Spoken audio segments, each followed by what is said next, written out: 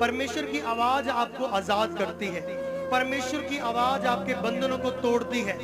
वचन पढ़ना, परमेश्वर की आवाज को सुनना, वचन सुनना, परमेश्वर के दास से परमेश्वर की आवाज को सुनना। परमेश्वर की आवाज जब जब व्यक्तियों को सुनी, वो आजाद हुए, उन्होंने बड़े बड़े काम किए। परमेश्वर की आवाज पापियों के जीवन में आई, वो बदल गए। परमेश्वर की आवाज, ऐसे गैंगस्टर थे, कौन?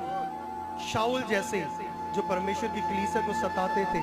जब परमेश्वर की आवाज ऐसे लोगों के जीवन में आई, मत्ती जैसे चुंगी लेने वाले, टैक्स लेने वाले लोगों के जीवन में आई, तो उनकी जिंदगी बदल गई यीशु मसीह के सामर्थ्य नाम में। लिखा, जहां पर परमेश्वर की आवाज गई, उस घर में उद्धार आया, उस घर में पीस आया, उस शरीर में शांति आई। मूसा कह रहा था, मैं ततलाता हूं,